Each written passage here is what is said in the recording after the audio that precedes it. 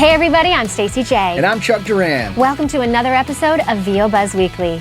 Today we have the very talkative and talented DC Douglas, so stay tuned. That's right, it's going to be a great show.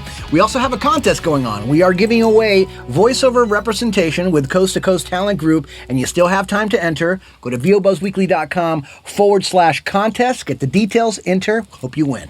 Yes. I want to share an ebook with you. Well, before you share an ebook with us, I want to share your boots with everybody because Stacey's outfit is so hot today that I can't even think. Come over here. Okay. Look at this thing. Look at these things. Is that crazy? Fun, right? Look at the stockings. Oh my goodness gracious, girl. Hold on. Shh. I just got burned. You are hot, caliente. girl. Okay, now you can tell us about your ebook.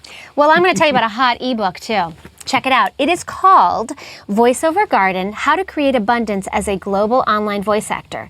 It's written by a really awesome guy named Jonathan Tilley, and he was so generous to send us a copy so we could check it out. And I have to tell you, we were flying cross country. Yep. I read it the whole way. It was really, really special. What he's done is taken life experience as a stage performer, as a voice actor, as a voice-over teacher, and built these modules from personal experience and from working with his students. And he's done it in a really, really creative way, and you really need to give it some time and check it out. What he's done is he's given you the opportunity to download 4 chapters of the book for free. That's so you can pretty cool. See if you're into it. Yeah. And also, he has it available at a PDF or Kindle or anything for e-readers for $25. Pretty reasonable. Which is, absolutely. And also included in that $25 is 25 MP3 breathing and speech exercises. You're kidding. Yeah. And a voiceover garden workbook, which is really, really interesting what he's done. So I really want you to go to voiceovergarden.com, check it out. Also, you can go to vobuzzweekly.com and click on his ad there. Yeah, and I went through this whole ebook, and I got to tell you, Jonathan's put a lot of time into this. Yes. And the information on it is pretty cool because it's not the information that you're just going to find on the internet everywhere. I mean, there's some really, really, really great stuff in there. So definitely check it out. Yeah, thank you so much, Jonathan. We wish you all the best. And everybody, come on, get your garden growing. Absolutely. And now it's time for our good friend, DC Douglas. Our guest has been described as outspoken, opinionated, and super talented. He is known for his work in the Resident Evil franchise as Albert Wesker, Legion in Mass Effect, and Chase in Transformers Rescue Bots. He is an accomplished on-camera actor, filmmaker, and when he's not doing all of that, he's always just a little controversial. I hope you guys are ready because you're about to get buzzed with the fabulous DC Douglas. I love that intro. As he awesome. loves. That was awesome. Oh, thank you. Hello. Welcome to VO Buzz Good to Weekly. see Hi, you. Very cool brother. to be here. I'm excellent. Yeah. I'm actually very excited to have you here. I'm more excited Me than DC too. right now, and I'll tell you why. Because I actually believe DC is a way bigger celebrity than he thinks he is. Because he's like, I'm nobody. I'm like, you are. You're somebody huge. I love this guy. We've been working together for years. I actually met you before we ever worked together. Yes. You know, like in 1996 or Exactly. 7, I came by here looking for a place to rent, and you were over here, and I saw the Exactly. like I made it like a VO joke, like maybe I should bring my CD by, and you're like, yeah, whatever. Yeah. And then one day we end up working together, and then we that was pretty steady, right? Like I saw you almost every single week. Yeah, exactly. And you Yeah. were one of the first And- people I worked with when I moved to LA. When I was Yes. doing campaigns for you, and I was like, oh, DC, Yeah, DC. exactly. So And this was back look when how DC. good we all turned out. And she made the booth smell really nice. She always makes the booth smell My nice. natural but, sense. that was back then when you used to work at Popeye's Chicken. Yes. Right? Yes, when I was And a on fry the cook. side, you did You some making video those editing biscuits? and stuff like that. Listen, let's get right to it because I know you got a lot of fans out there, and some of them don't know this, and I actually don't know the whole story of how this whole happened. But how did you start? How did your career start in the voiceover business? Accidentally, and luckily. when I first came to Los Angeles in 1985, I came to audition for 6 acting schools that I had found through the Yellow Pages, which was like the internet, but you could hold it. Yeah. And so I went to these different, and I was looking for financial aid because I didn't have the money to. Yeah. And it turned out only one of the places I auditioned for had financial aid, so it made the decision very easy. Well, I guess you found your place. Exactly, which was a Stell Harmon Actors Workshop. But during that audition process, I misread one of them in the Yellow Pages. Barbara Gill. I forget what the title was, but it was Barbara Gill, who had a place down on Florence, in like not a very good neighborhood. But I went down there and I met her, and she's a lovely woman. She had kind of a '60s hairdo, and so I went in there and I had 2 monologues prepared, which is what you do for acting schools. Yep. So I had my classic and then my modern, and I said, and so I walk in and she's like, okay, and she goes, so you're interested in, and I go, I prepared 2 monologues. She's like, okay. So I go and I perform I went from Johnny Johnson and was all, and afterwards she's like, it's just really embarrassing when I think about it. And she's like, that was nice. She's, I'm not an acting teacher. I am a voiceover coach. And I'm like, oh, I really don't know what that is. And then so she explained to me what voiceover was. I had never heard of this concept before. And it's kind of funny. It's really actually difficult to explain to people when you don't know it initially. Yeah. It's if you don't see them, that's voiceover. Yeah. Anyway, she was with ICM. She was been working since probably the early '60s. And she said, listen, when you find your acting school, if you've got time and you have it in your budget, I would love to train you because you have a voice for voiceover. And I was and it was just true because turns out she was right. Well, I was 19 years old, and people would call the house, and I'd pick up the phone, and they'd start selling me stuff, thinking I was the man of the house. Yeah, exactly. And I was far from it. And so I took her up. I ended up going to Stell Harmon's, but I had 6 months before it began, the semester I was going to start. So I thought she was really inexpensive, and I said, I'm going to go. And I started going weekly to her. And I got to say, it was actually it laid a foundation for my acting. Mm-hmm. And I think it goes both ways. Acting's laid foundation for your voiceover and vice versa. Absolutely. Because I learned word color. I learned a lot of the technical things by starting with voiceover first and then going into the acting. And working a mic and all of that. So when I finally got to Stell's and I was working on scripts, I already knew how to color the words. Now it was about actually bringing life to it. So she was the first woman who started me on that path, and then but I veered away from it because I didn't come to LA to be a voiceover actor. I came to LA to be an actor, an on-camera TV film actor. Exactly. And then years later, I was still non-union, what have you, and there was this non-union agency called Lamage Talent, which means image. Anyway, Lamage. Sounds like a Lamage. I'm probably actually saying it wrong. Anyway, but it's okay. It's all right. But lovely people that worked there. Katie Wallen actually went on to become a casting director, a big casting director.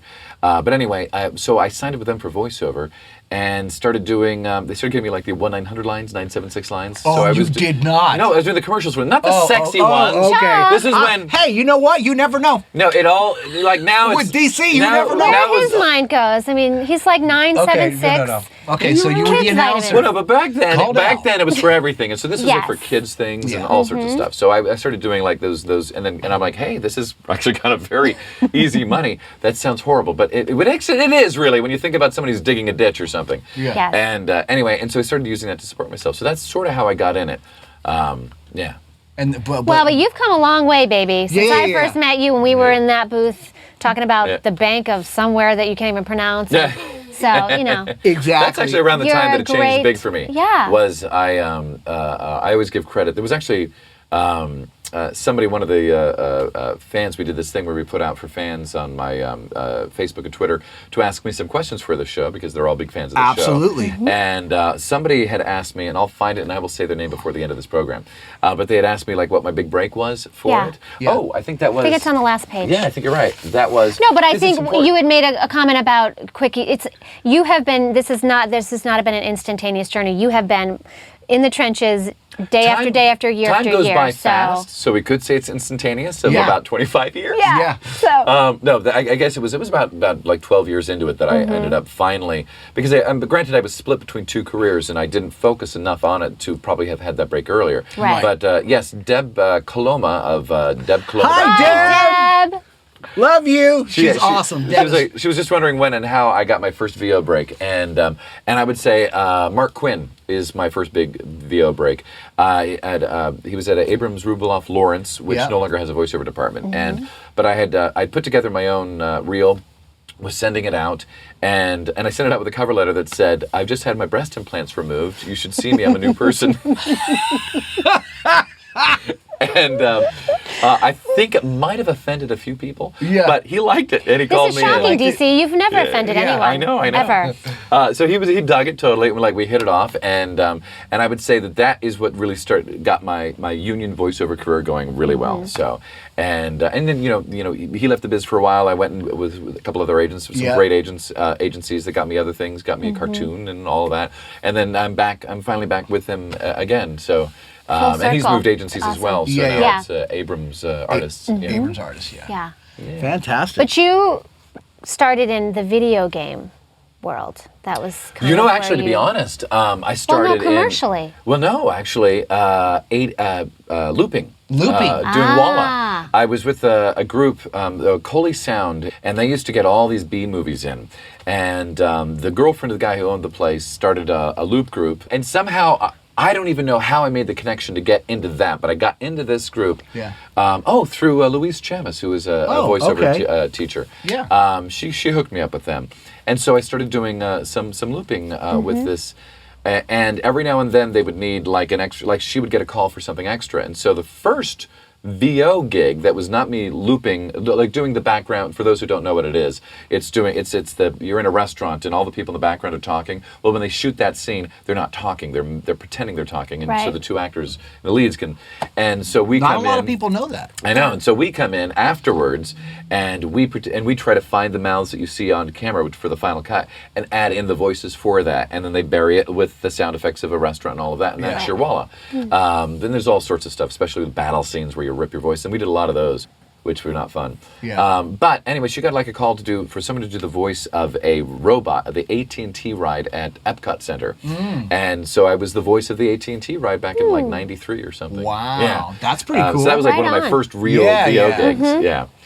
So that's actually where it started, was doing all of the looping stuff. So when I realized that looping was not necessarily rewarding as an actor, was two things. One was I would look on screen and go, why am I not playing that character? That was one of them. The other one was it was John Savage in this B film, and it's a thing where he's a mafia guy, and he comes in, and there's this large guy that's done something bad, so he's going to torture him, and takes out a knife and starts cutting him around in a circle all the way, like turning him around as he's cutting him. And so I was the voice of that guy because they didn't have the production sound for it. So I'm like, and I got to do it. I was so excited. It's like I get to stand out in this film. I was like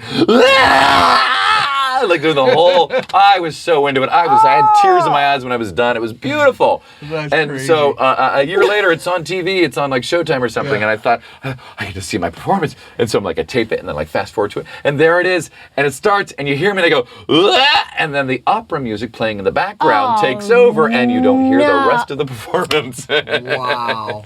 So I gotta say, man, it's really cool that you actually, put out a blog blast asking your fans and people that know you for questions about the business that they would want to know, and made it kind of personal for everybody. But I've read some of these questions, and some of them are really, really, really great. So let's hit another question right now. They were very complimentary to what we were asking, so we were all on the same wavelength. That's great. All right, yeah. So, here's one. This is one of my like the first one of the first times I realized that I had fans from video games. She may have even been a fan, but prior to video games is I don't even know what this is. It's ZTL Fire.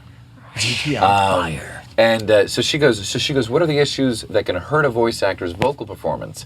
Can the elements of like smoking affect vocal performance? Well, actually, now the smoking thing is kind of interesting.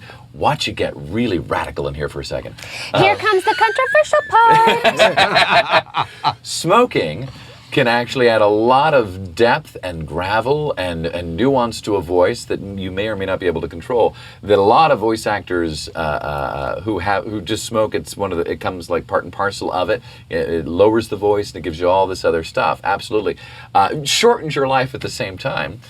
So you can have like a good short career with it, but I prefer to have this voice and let age make it even lower and deeper and more nuanced, and I'll take those And kinds of so jobs. do we, DC. Well, not only that, I think that when you're in the business of voiceover, okay, longevity you're- is more important. Longevity is definitely important, and also you're in the business of manipulating your voice.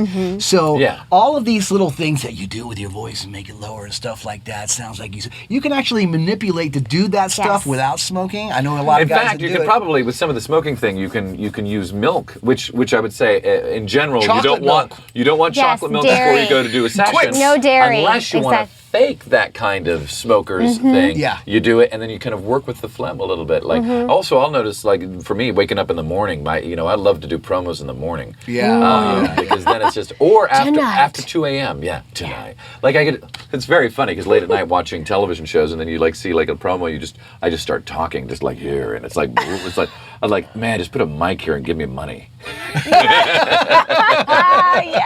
Yes. Promos in the morning. I hope that answers your question. Yes. Yeah. Well, no, it answers their questions, right? Yeah. Okay. Yes. Learn how to manipulate your instrument. Don't smoke. Absolutely. What else we got? DC. Yes, ma'am. I'm sure that there are many, many moments that stand out, but in your life, personally, or in your career, what is like a memorable moment to date for you? You got to have at least one. Besides being on VO Buzz Weekly. Oh, you mean like a voiceover memorable moment? Did he fall asleep for a second? No. No, he's remembering his promo voice. He's like, Yeah, he's it sounded so good. Lots of money. Promos. You mean, but what's my memorable for voiceover world? Yeah, voiceover. Like, what is a career highlight for you? Oh, a career highlight of. It's funny because I always see myself as having several careers. There's the survival career, which is not the acting related at all, and then there's the film, TV stuff, and then there's the voiceover stuff. So for voiceover highlight career, there's a couple. There's one standing in the booth and I'm doing copy for a Geico thing, and then on the thing they go, yeah, you'll be back for more, and I'm like, I will. And then realizing that it's a national campaign and that it's going to go on for a couple of years, that was remarkable. I thought it was one spot turned into 14. That was a highlight. But that was like a slow unraveling of it. Yeah. Another one, and this would be video game world, would be, there's three actually, now that I think about it. So, good question. The video game one would be, having done Wesker in Umbrella Chronicles and not realizing how big it was, and then discovering through fans and whatever that it was actually a big thing. And people were upset because I had taken over the voice from someone else because they moved production from Canada to LA. It wasn't anything else. Shocking. You had nothing to do with it. I had nothing to do with it. I wasn't a scab about it or anything. But then they called me. I got the call that they wanted me to come back to do Resident Evil 5. They wanted to see if I could do the physical stuff, but I had thrown out my back before that thing. So they wanted you for the DC motion throws out capture. his back a lot. No, I don't. No.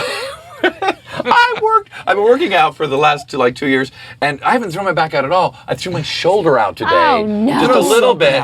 From Yeah. going too much on something, and I tweaked the neck, and that was it. But that's not a back thing. Yeah, he walked in here, one arm was lower than the other. This We had was- to pop it, we had to Rambo Yes, it back into place. But this one was because I just bought a house, thank you Geico, and was renovating it, and I had lifted these cement things because I wanted to be part of the renovation. Yeah. Signing the check was just not enough, and so I lifted this stuff, and then the next day my back was out, and then I got the call going, hey, would you also be willing to come in and audition to do the what do they call it? Motion The mocap stuff of it. Yeah. And I said, yeah, the back's out. And they go, well, it won't be anything too difficult. And so I show for the audition, and so the Japanese director, very nice people and all, but he's like, okay, you take on, and then you roll, and then you jump, and you flip, and then and I'm like, You're like, no, that ain't happening, I don't think.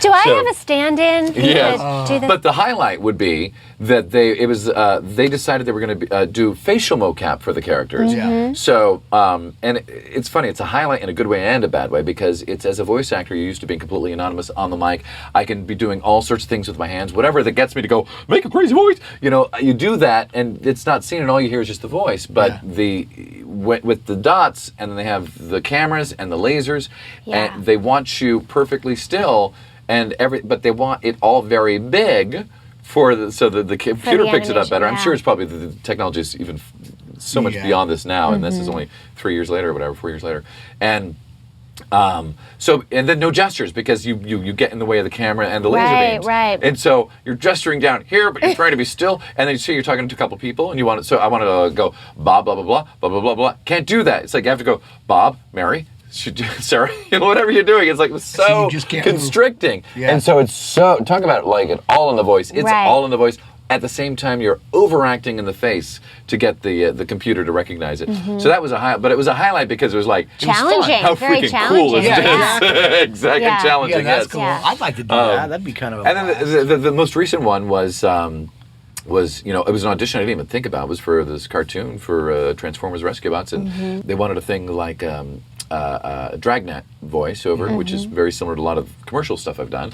So I just threw it, whatever. And What does that and then I sound got like? What does Chase sound like? well, Chase now sounds different than what the audition was. The audition was, sir, I believe that we can do, you've been breaking the speed limit, sir, and I believe that we need to. It was all very fast and very within. It's like my voice essentially. Yeah. Which, but now Chase has a little more of a voice like this, a little bit more like Star Trek. And a lot of it's comedic delivery and timing stuff. But it's very, very much my voice, which is, this is what you guys have some amazing voiceover people on this show. Yeah. And I've done cons with some amazing voiceover people. This is why I don't consider myself an amazing voiceover person. I consider myself a lucky voiceover person.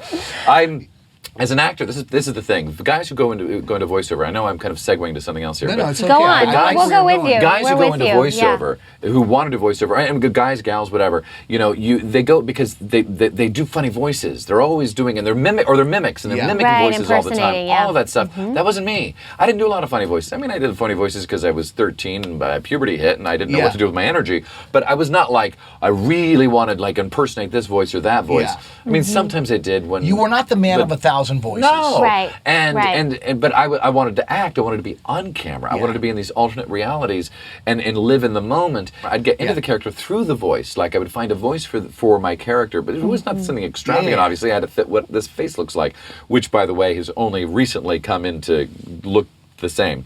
Because I was 45 years old and I looked like I was 16. Yeah. And I was going, can I be on 21 Jump Street?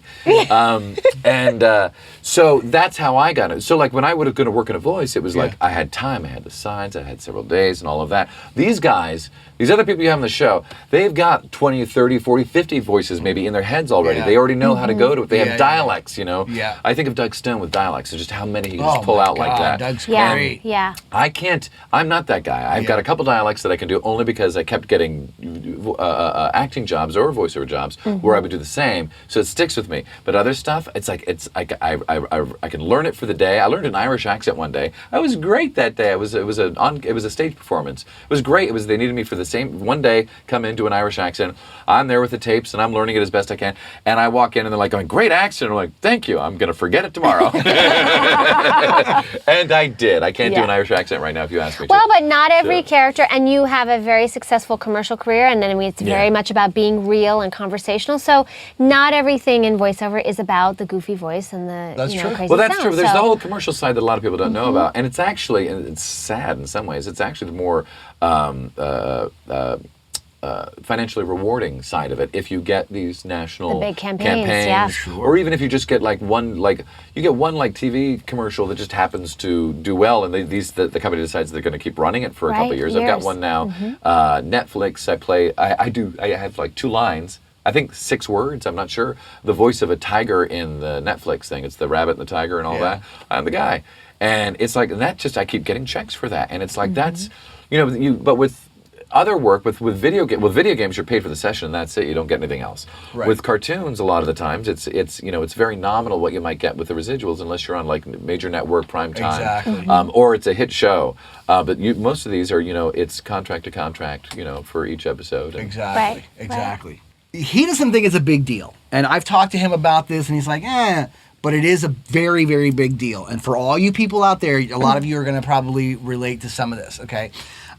You're saying, I'm not the guy of 1,000 voices. No. We've had those guys here, the Jess Harnells, the Jim Cummings, and Rob Paulsons and all that stuff. And you're right. These guys have like just so many voices under their hat. They're just like instantly boom, boom, boom, boom, boom.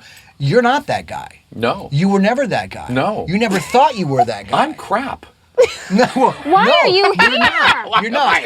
Well, I'll tell you what. DC does have, and I'm just going to share this. But when DC and I were working, together a few years ago and doing stuff, I remember that DC had a job. He was working somewhere. He wasn't making his income from doing voiceover, which is what he wanted to do. Remember? I had a survival gig, right? That You had a survival gig.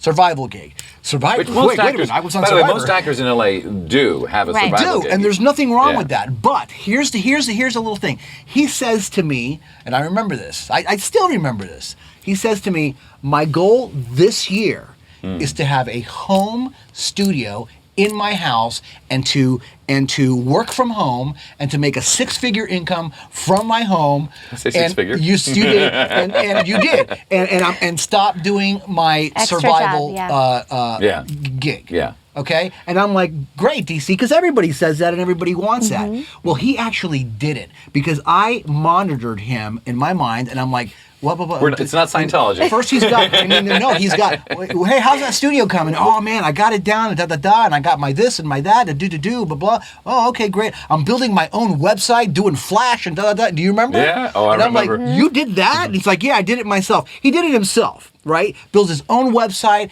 goes out there, does all that. Finally, he doesn't have to have a job anymore. He's making all his money from voiceover, and I'm like, that is amazing that you actually made that happen. And he says, oh, thank you, Geico, and thank you this, because he feels that he's been lucky and gotten some major gigs, which you have. Yeah. But I gotta say, man, that you have worked your buns off in marketing yourself to get people to notice you, even the people that aren't in the area. That's the thing. That whether it's voiceover or on-camera acting, that's you have to always be marketing yourself because no one else is going to know This about is it. No, true. and you So- definitely, that is a true. huge This is strength true. of yours. So Yeah. let me ask you something, okay? Without giving away too many of your secrets, why don't you share with us a couple of the things that maybe somebody can do to promote themselves better, to get out there, to maybe make things happen for them this year?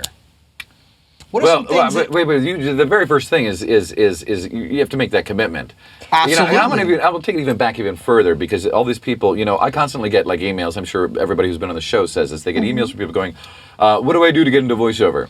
Just that, the fact that they're writing me asking that question shows that they're not thinking outside of the box. Right. They're going, I think if I can ask another famous person, and I'm guilty of this too. And as an actor, I would write when Spike Lee came out with Do the Right Thing, Yeah. I sent him a letter and I'm going, I'd love to come in and to be the guy who says a line and for a Coke or something in one of your scenes, just to be in one of your films. And it really was me going, will you just hire me because this is hard. Yeah.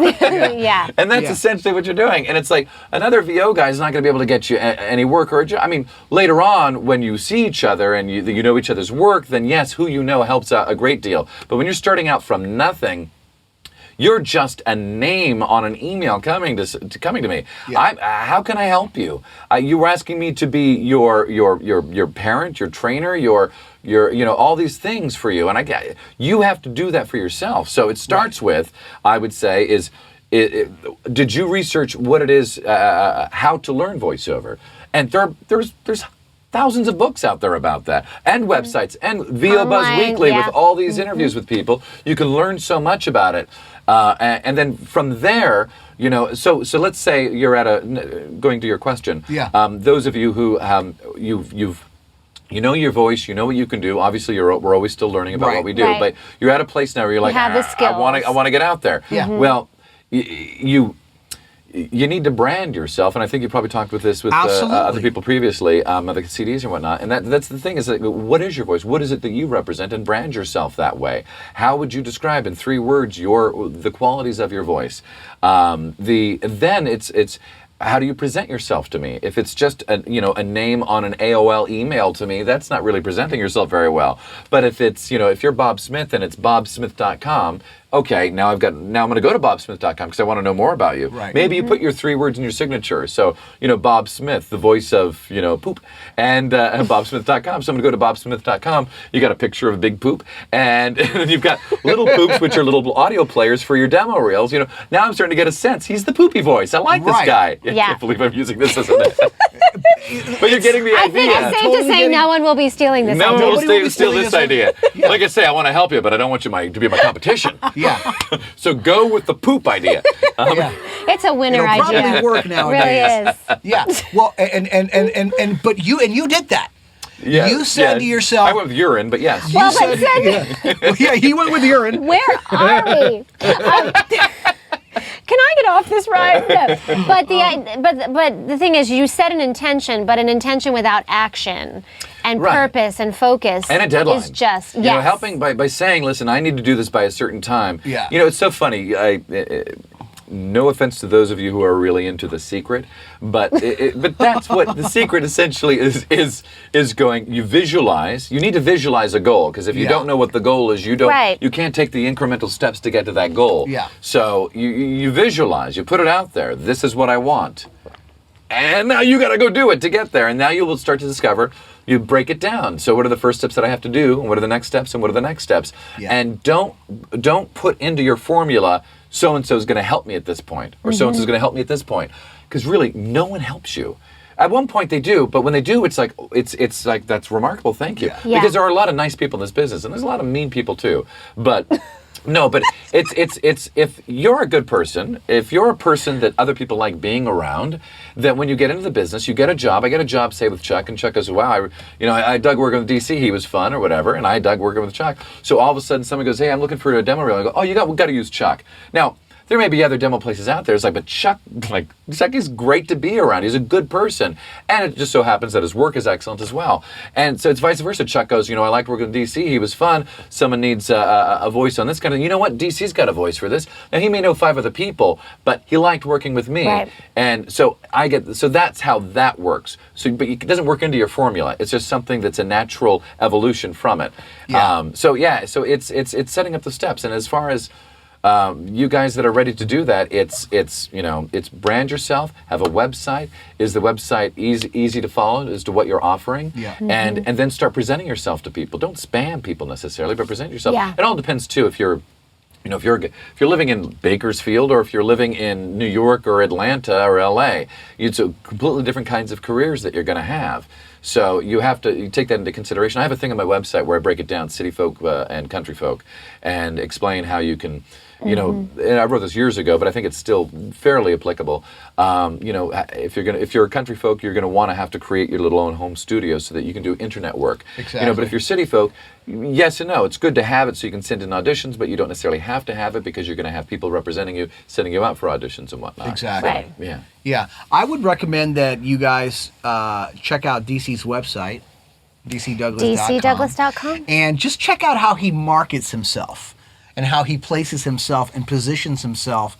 And if you look at that, and then you look at what you have and say, am I positioning myself professionally like that to actually have somebody say, I want to hire that guy, if they went to your site? Now, and I will say, after all of that speech that I just gave, is that I've moved on to a new level of the way that I'm promoting myself, which is basically saturation. It's the established guy. So it's more about you go there and you're inundated with the amount of work and the kind of work that I've done. Yeah. I no longer have to tell them the kind of voice I am. I've got all the examples of what I am as a voice. Yeah. So when you're starting out, you have to guide people into knowing who you are, I think. Absolutely. Yeah. Absolutely. But I mean, and now you don't, you do. Now I can just be DC Douglas. Exactly. And these are all the things that I do. Exactly. Yeah. Well, and you're very prolific on Twitter and Facebook and YouTube. I like the addiction of the instant reward of going, hello, and they go, hello.